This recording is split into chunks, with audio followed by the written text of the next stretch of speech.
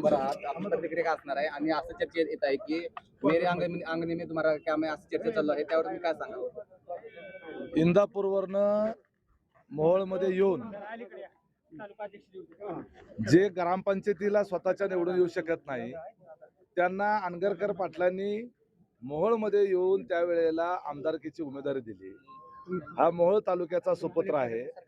माझं आव्हान अनगरकरांना होतं की तुम्ही तुमचा अनगर सोडा, मी माझं नरखेड सोडतो आणि जिथं कुठं ओपन मतदारसंघ असेल तिथं माझ्या विरोधात निवडणूक लढवून दाखवा. अर्ज भरायचा शेवटचा दिवस आला, अजून उद्या 3 वाजेपर्यंत वेळ आहे. पुन्हा एकदा अनगरकरांना अजून चॅलेंज देतो, जर पोरांना जमत नसेल तर बापानं माझ्या विरोधात निवडणूक लढवून दाखवावी.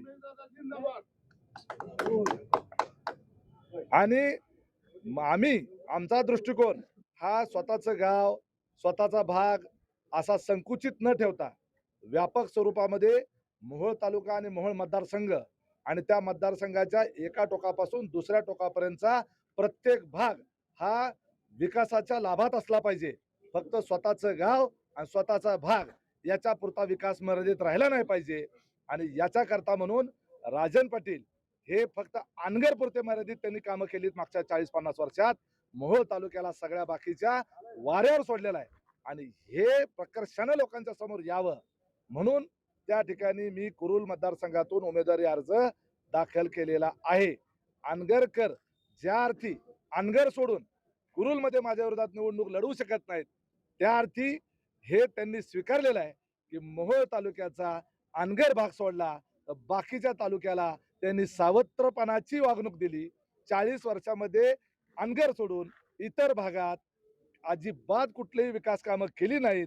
त्या भागाला जाणीवपूर्वक वंचित ठेवलं आणि म्हणून त्यांचं अनगर सोडून बाहेर निवडणूक लढवण्याचं धाडस झालेलं नाही. त्यामुळं मेरे अंगने में तुम्हारा काम अब नहीं है, ये पूरा मोहोळ तालुका सब मोहोळ तालुका ये अब हमारा ही अंगण है. आपण दिलेल्या आव्हानानंतर विरोधकांनी आपल्याला प्रत्युत्तर केलं की आम्ही कार्यकर्त्यांना निवडून आणणारे नेते आहात आणि आपल्या पॅनलमधून किंवा पक्षामधून शिवसेना असेल किंवा राष्ट्रवादी असेल तर प्रमुखच नेते निवडणूक रिंगणात उतरले आहेत. त्यामुळं प्रमुख नेत्यांनीच सर्व जागा हाणल्या तर कार्यकर्त्यांनी काय करायचं असा प्रतिप्रश्न विरोधकांनी आपल्याला केला होता. त्यांनी असं म्हटलं होतं की उमेश पाटील याला एक खुरपणाऱ्या बाईकडनं सुद्धा आम्ही पराभूत करू आणि उमेश पाटलाचा पराभव करायला आमचा तिसऱ्या फळीतला कार्यकर्ता पास झाला. आता एका कारखान्याचा मालक हा यांचा तिसऱ्या फळीतला कार्यकर्ता आहे. मग आमचे पोटरे बाप्पा असतील, मग आमचे जगुनाना असतील, हे 30-30 वर्ष झालं त्यांच्याकडे काम करतायत.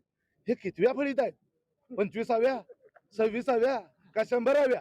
हे काल आलेलं पहिल्या फळीत आलं की. त्यामुळं आता जर जकरायाचा मालक हा तिसऱ्या फळीचा कार्यकर्ता असेल तर आता पहिल्या फळीतले जे असतील त्यांचे 20-25 कारखाने असले पाहिजेत. त्यामुळे त्यांनी एक तिसऱ्या फळीतला कार्यकर्ता माझ्यासमोर द्यायचा निर्णय घेतला होता. त्याप्रमाणे त्यांनी दिलेला आहे. आम्हाला कुठली फळीच नाही. आम्हाला फक्त जे आहे आम्ही स्वतः कार्यकर्तेच आहोत आणि कार्यकर्तेच राहणार आहोत. ते मात्र नेते आहेत, ते मालक आहेत. आम्ही आपली सर्वसामान्य जनता आहे. त्यांना समोर सगळे गुलाम पाहिजे आहेत. आम्हाला आमचे सहकारी पाहिजे आहेत. त्यामुळं निश्चितपणे ही सामान्य जनतेची निवडणूक आहे. याच्यामध्ये राजू खरे हे आमदार एक टांगेवाल्याचा पोरगा, उमेश पाटील एक पत्र्याच्या घरात राहणारा सामान्य शेतकऱ्याचा मुलगा, रमेश बारसकर हे एक सर्वसामान्य कुटुंबात आलेला मला वाटतं काही टेलरचा मुलगा आणि आमचा चरण चौरे हा खडी फोडणारा कार्यकर्ता, तेच की खडी फोडणारा, हिरीवर खडी फोडणारा हा आमचा चरण चौरे. आमच्याकडं आमच्या उमेदवारामध्ये कुणी कारखान्याचा मालक नाही. त्यामुळं आमच्यामध्ये कुणीही काटा मारून पैसे मिळवल्याला काटा मारून पैसे घेऊन गबरगंड झालेला आणि ते पैसे निवडणुकीमध्ये मताला 5-5, 10-10 हजार वाटणारा असला कुणी आमच्याकडे नाही. आम्ही सर्वसामान्य कुटुंबातून आलेले सर्वसामान्य कार्यकर्ते आहोत आणि ही निवडणूक ही सामान्य जनतेची सामान्य कार्यकर्त्याची निवडणूक आहे. त्यामुळे या निवडणुकीमध्ये पुन्हा एकदा धनशक्ती विरुद्ध जनशक्ती अशी लढाई होणार.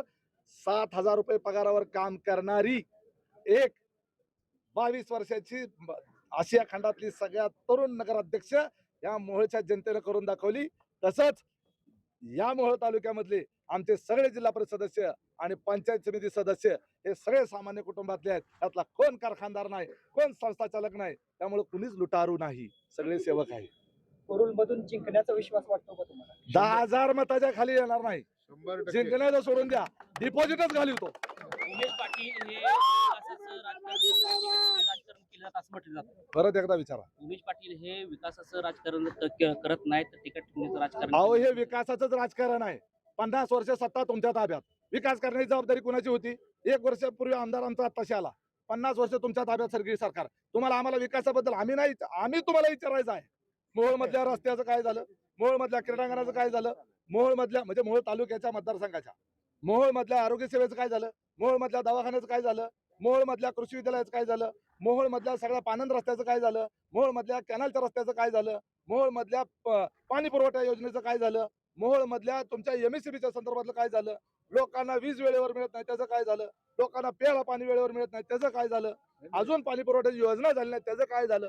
हे सगळं जे शिल्लक राहिलं 50 वर्ष तुम्ही काय करतो? पूर्ण जर रस्ते मंजूर केले आणि त्याचे ठेके बी ह्यांनीच हा. घेतले मान्यानं. आणि विकास आता ह्यांनी विकास काय केला हे काय म्हणतात आम्हाला?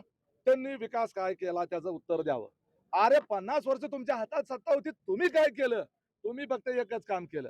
एक ठेकेदार पकडून आणला इंदापूरवरनं, त्याला इथं आमदार केला आणि त्याला 1,000 कोटीची कामं दिली आणि तो ठेकेदार आज त्याच्यामधून नुसतं मलई कमवण्याचं काम करतोय. मोहोळ तालुका राजन पाटलांनी इंदापूरच्या ठेकेदाराला ठेक्यावर विकून टाकला आणि त्यामुळं असा जो ठेकेदारीची दलाली खाणारा नेता या मोहोळ तालुक्यातून कायमस्वरूपी हद्दपार करण्याची ही निवडणुकी नामी संधी आहे. त्यामुळं 12 पंचायत समिती सदस्य आणि मोहोळ तालुक्याचे 6च्या 6 आणि मोहोळ विधानसभेचे 10च्या 10 जिल्हा परिषद सदस्य आणि 20च्या 20 पंचायत समिती सदस्य हे या ठिकाणी दिसत असलेले या नेत्यांच्या म्हणजे आमचं त्यामध्ये घड्याळ असेल, तुतारी असेल, धनुष्यबाण. धनुष्यबाण असेल आणि त्याचबरोबर काँग्रेसचे आणि मशालीचे उमेदवार असतील, कदाचित चिन्ह यापैकीच कुठलं तरी असेल. परंतु ही लढाई मगाशी कोणतरी विचारलं संघर्ष समिती, ही संघर्ष समिती जी आहे ही कायमस्वरूपी आहे. ज्या ज्या वेळेला मोहोळ तालुक्यावर अन्यायाचा कहर असेल त्यावेळेला मोहोळ तालुक्याची संघर्ष समिती तशीच जागृत असेल. संघर्ष समिती म्हणजे कोण्या नेत्याची नाही, संघर्ष समिती राजू खरेंना मतदान केलेल्या 1.25 लाख मतदारांची आहे. त्यामुळं कुणीही नेता संघर्ष समिती नव्हे तर सर्वसामान्य जनता आणि मतदार हीच ती आमची संघर्ष समिती आहे. ज्या ज्या वेळेला मोहोळ तालुक्यावर अन्यायाचा कहर येईल त्यावेळेला हे 1.25 लाखापेक्षा नव्हे 3 लाख मतदार हे विरोधकांवर तुटून पडतील एवढं लक्षात ठेवा. शेवटचा प्रश्न आहे, छत्रपती शिवाजी महाराज यांच्या विषयावर तुम्ही शब्द भाषा वापरली त्यावर तुमच्यावर केला आहे, त्यावर आपण काय प्रतिक्रिया? एक लक्षात घ्या, 19 फेब्रुवारीला शिवजयंती असताना केवळ माझा बाप त्या दिवशी गेला किंवा निधन झालं म्हणून शिवजयंती साजरी करायची नाही असा फतवा काढणाऱ्या लोकांना त्या संदर्भात बोलण्याचा अधिकार नाही. योग्य वेळी त्याचं उत्तर देतो.